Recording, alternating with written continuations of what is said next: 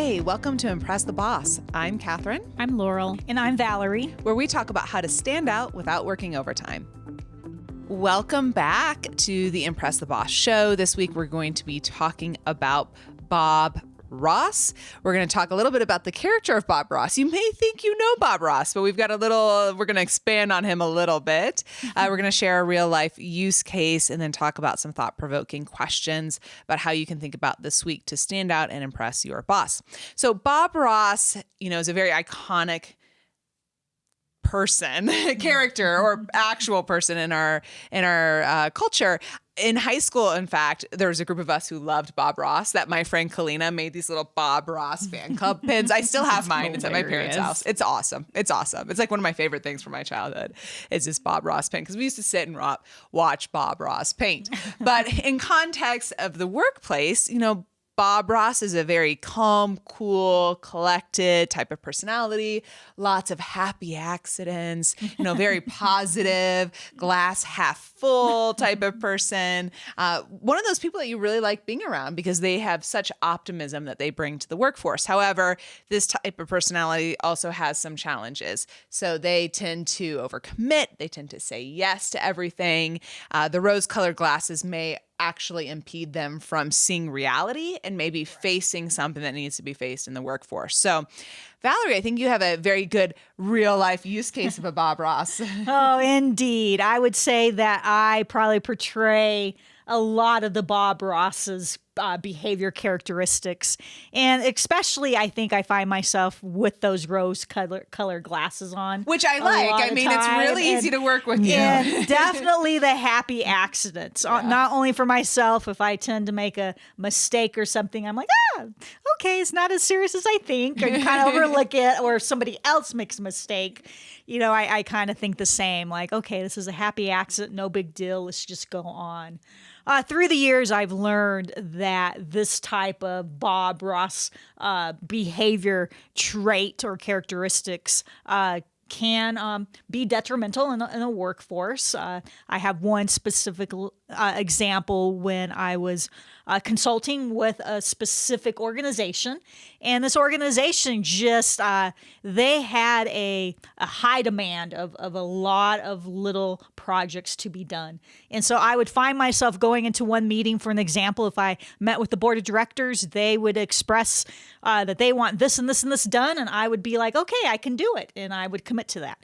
And then a couple hours later, I would be in another meeting with maybe some other workers within that organization, and they will be expressing their needs of what they wanted done. And I would be, okay, I can do that. And I would commit to that and so forth. It even went down all the way down to the administrative assistant and what she wanted. And I think with not only overcommitting, I was also allowing myself to fall into the trap of being a Bob Ross by not wanting to disappoint people. I think with a Bob Ross personality like what I tend to follow is I do not want to bring any conflict, and I want to bring peace and calmness. And so I was afraid to announce or make any changes within any timelines that were given to me. I thought that I would just be zealous and overcommit and make sure that they get done. And obviously that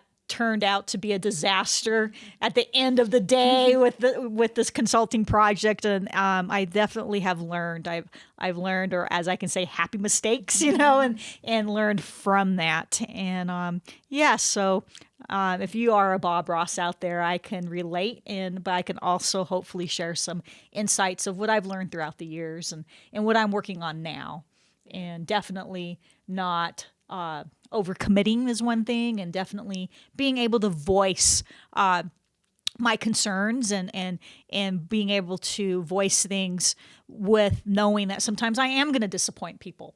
And it's okay, because at the end of the day, we will all disappoint people. And I just think that's important to be self-aware when you're a Bob Ross, and to realize that sometimes, yes, we want to be happy and we want people to be happy, but when we want to be effective in a job environment, it's sometimes we will have to take off those rose-colored glasses, look at things in the realistic way, and realize that sometimes we will disappoint people. Yeah, I definitely think it's kind of like the Enneagram 9, right? Yes, Like the indeed. peacemaker.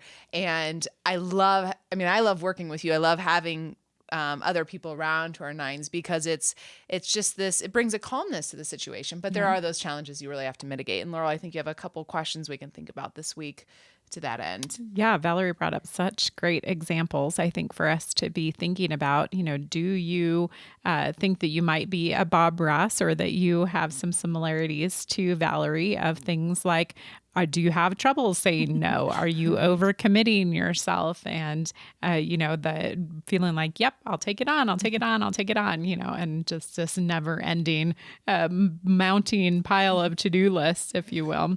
Right.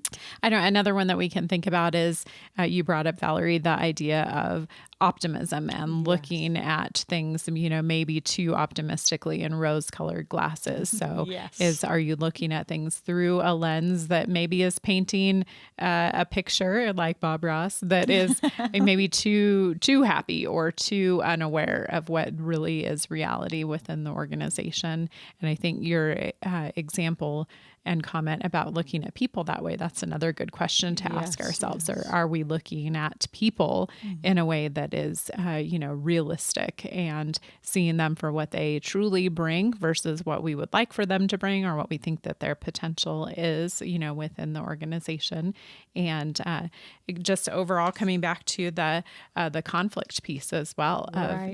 Do you have trouble with conflict? And, is conflict kind of a negative word to you? Or are you able to see the positives that come from, conflict in general? So some good questions for us to ask ourselves that make sure that we're looking at our gifts as gifts rather than having them become potentially detrimental to us. Well, we look forward to hearing your experiences and your real life examples on social this week. Check out our stand-up tips, use #ImpressTheBoss, and look forward to understanding how you feel. Maybe you are Bob Ross, maybe you work with the Bob Ross, or how you can grow and change this week as well. So thanks for joining us as we studied Bob Ross. Hey, thanks for joining us today. We appreciate you listening in. If you'd like to learn more about the Bobs, go to ImpressTheBoss.com, where you will see all our Bob characters and hopefully find one that you relate to as well. While you're there, subscribe to be part of our crew and you'll get our free tool download. Also, follow us on social, Instagram, LinkedIn, and Facebook for our daily standout tips. Thanks for joining, and until next time, Bob's out.